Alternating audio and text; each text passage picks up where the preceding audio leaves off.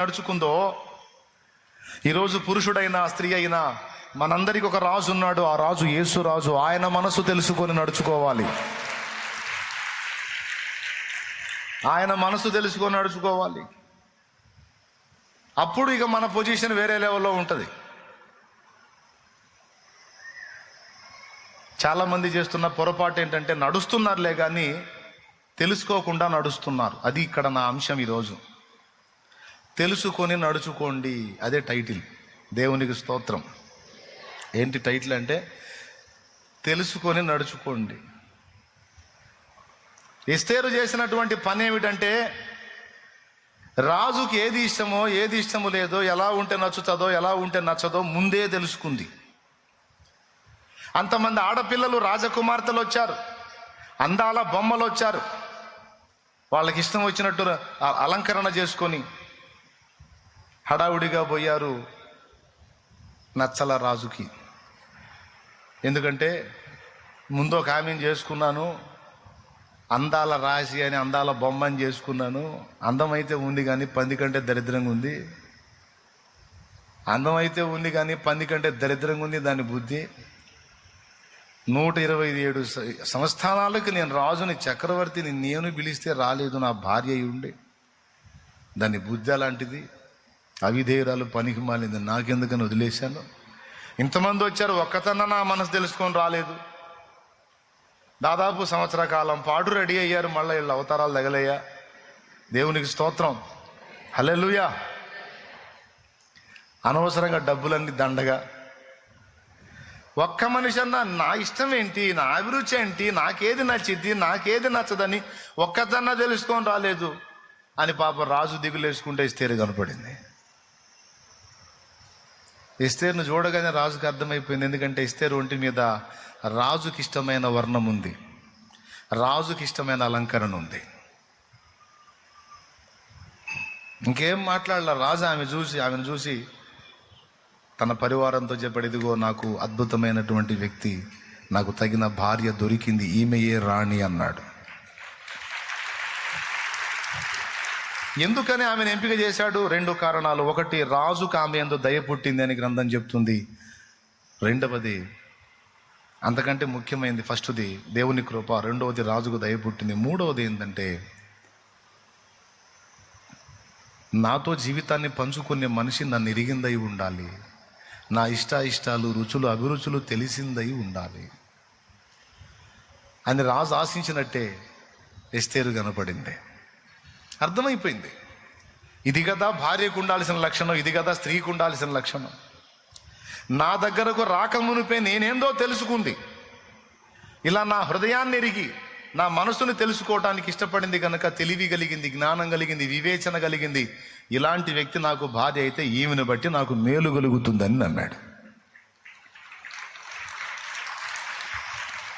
కొంతమంది ఇలాంటి వివేచనతో అడుగులు వెయ్యరు. సోదరులారా, సోదరీమణులారా, ఎక్కువసేపు మాట్లాడదలుచుకోలేదు ఈరోజు. పోయిన వారం ఒక అంశం ఎత్తుకున్నాను, క్లైమేట్ బాగుంది, దాదాపు 2:20 అయింది చెప్పా, అయినా వదిలిపెట్టకుండా చెప్పా. ఈరోజు అంతసేపు చెప్పదలుచుకోవాలా, ఎందుకంటే బయట ఎండ అదిరిపోతుంది, లోపల ఒక్కతీత. ఇంకాసేపు ఎక్కువైందంటే మీకు తిక్కరేగిద్ది. నన్నేం అనకపోయినా ఒకళ్ళనొకళ్ళు జుట్లు పీక్కునే అవకాశం ఉంటుంది. కాబట్టి ఆ స్థితికి మిమ్మల్ని రానిదలుచుకోలేదు. దేవునికి స్తోత్రం కలుగును గాక. లేదా నీరసం వచ్చి అడ్డం పడే అవకాశాలు లేకపోలే. కాబట్టి ఆ గతి మీకు పట్టని దలుచుకోలేదు. అందుకే డైరెక్ట్గా పాయింట్లోకి వచ్చేసా, ముందే మొదలు పెట్టేశా. బాగా వినండి. దేవుని దగ్గరకు మనం వచ్చినప్పుడు దేవునికి ఇష్టంగా మనం నడుచుకోవాలని ఆశపడతాం. దేవునికి ఇష్టంగా నడుచుకుంటే దేవుడు మనకు తోడై ఉంటాడు. ఎలాంటి ప్రతికూలతల్లో కూడా మన చెయ్యి విడవడు. ఆయన మనకు తోడై ఉండి మన చెయ్యి పట్టుకుంటే మనకి అపజయం అనేది లేదు. అపజయాలు సైతం మనకు విజయాలుగా మారిపోతాయి, వైఫల్యాలు సైతం మనకి విజయాలుగా మారిపోతాయి, కీడులు సైతం మనకి మేలులుగా మారిపోతాయి. ఎందుకంటే దేవుడు మన చేయి పట్టుకున్నాడు గనుక, దేవుడు మనకు తోడై ఉన్నాడు గనుక. ఏది జరిగినా సరే అది అడితిరిగి మనకు మంచిగా వచ్చింది. మన కొంప మునిగిందిరా అనుకున్న అంశం కూడా మనకు ప్లస్గా మారిపోయింది. ఎప్పుడంటే దేవుడు మనకు తోడై ఉంటే.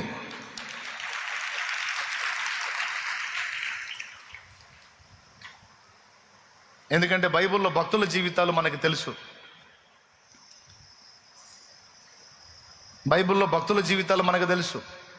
నానా రకాల శ్రమల్లో గుండా వాళ్ళు నడిపించబడ్డారు, చివరికి వెళ్ళి సింహాసనం ఎక్కారు. ఎవరు ఎన్ని రకాల కీడులు కల్పించినా అవన్నీ తీసుకెళ్లి వాళ్ళు సింహాసనం ఎక్కడానికి కారణమైనాయి. ఎందుకంటే దేవుడు వారికి తోడై ఉన్నాడు. దేవుడు మనకు కూడా తోడై ఉండాలనేది మన ఆశ. దేవుడు ఎవరికి తోడై ఉంటాడంటే, ఎవరు